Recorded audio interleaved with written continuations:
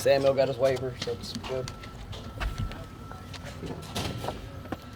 All right, Coach, what'd you think? First thing you said when you got out there to your players.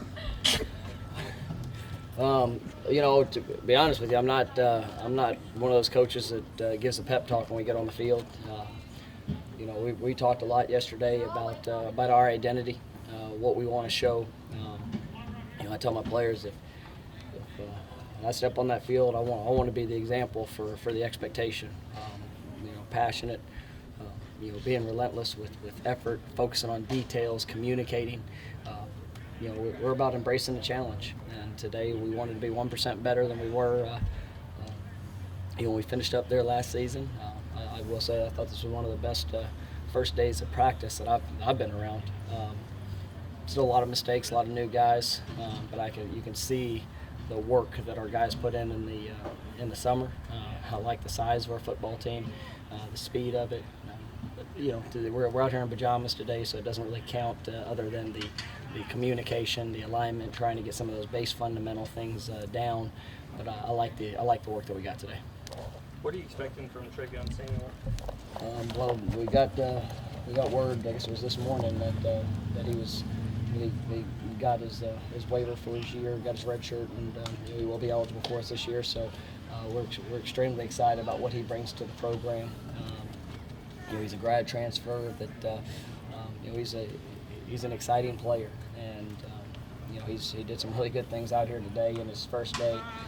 You can tell that he spent a lot of time on his own here this summer. Obviously studying the playbook, you get himself in shape, but he's got a great skill set, and I think that's going to add another piece to our skill position that can help us. What's your expectations for Kylan Watkins this season? Kylan's a young back that has some really good talent. He's worked very hard trying to establish what his role is going to be. Each day he gets a little better, and I like what he does. I like his mindset, his approach. So we'll see what position he puts himself in.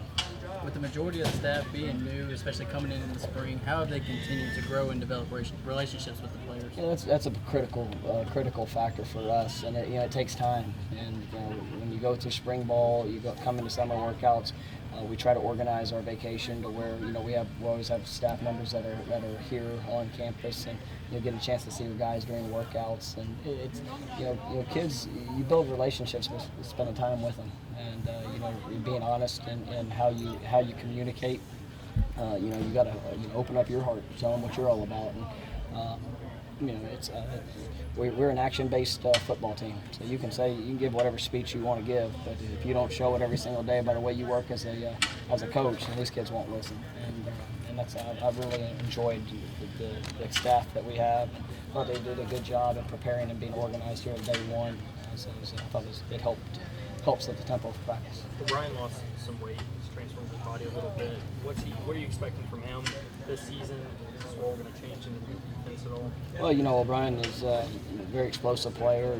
Very twitchy. He missed spring ball, but I thought the thing that he did a great job as was managing his diet. Really doing a good job of staying in shape. Through spring and then into the summer. I think he's around 285 pounds. He can play multiple positions. He can play nose. He can play tackle for us. I like what he's done, and looking forward to seeing him have a great year. You talked about having the best depth you have. How is that different from having maybe the most depth or something like that? Just as far as why is it important having this being the best depth you've had this year? Oh, in the game of college football, there's things are going to happen. You're going to have guys that might go down due to injury. You're going to have competition is the ultimate key. The more depth that you have, the guys that have to elevate their game to stay on the field, and to see the depth that we have, and being able to defend.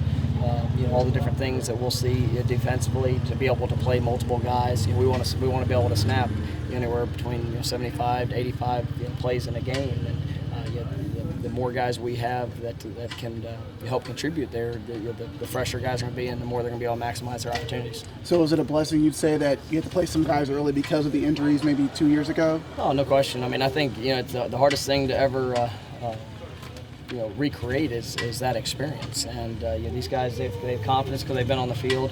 We're challenging them to be better.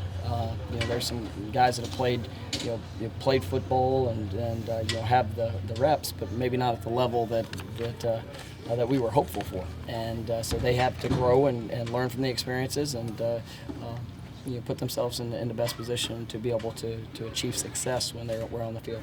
Coach, you had one of the best, most feared kickoff returning teams in the country over the last few years. How are you going to continue that, and who are you looking to replace Pollock as your number one out there? Well, I think when you look at what we did, Tony was one of the best kick returners in NCAA history. We have a lot of guys that blocked for him that took a great deal of pride in how we do it. And I tell you, I think Coach Limbo's done a wonderful job here early. We're stressing fundamentals, trying to give guys a few keys and tips to grow themselves in our special teams units. And you look at Chris Claybrooks as a guy that's getting a lot of reps back there. Travion Samuel's going to be one that we look at. Kenny Gainwell, Tim Taylor. We've got some dynamic players. Ken Fleming. I mean, we've got some dynamic players I think can do that, and so we're looking to continue being a stronghold for us. You've spoken a lot about Coach Fuller and the defensive staff since the spring. What's it been like watching them put their vision together, and how excited are you to see it continue throughout the fall camp? It's Adam's a very passionate coach. He absolutely cares about his players, absolutely cares about building relationships, and he's inspirational. Watching him, the way that he works with the staff, the way that he coaches and teaches. These guys have bought into that, and I'm excited to see it all to come together. There's a lot of different wrinkles of what we can do, and our guys have confidence in that, and it's gonna be fun. With Ole Miss, how do you try to keep some of these guys from maybe not looking on social media or paying attention to any of that stuff that comes up like that? I mean, guys that have been here and understand, talk is cheap, and it's anybody can stand in front of a camera and say something. We have guys that say things that they're still young and immature. Other teams have guys that say things. I really don't care. I mean, at the end of the day, it's about what you do, what you put on the field. I mean, everybody wants to win. Everybody's you're dreaming about being successful, but it's what you do between now and then. So really, I don't bother myself with anything that's going on beyond this field and what our guys are putting in their work. Thank you. Thanks, Coach.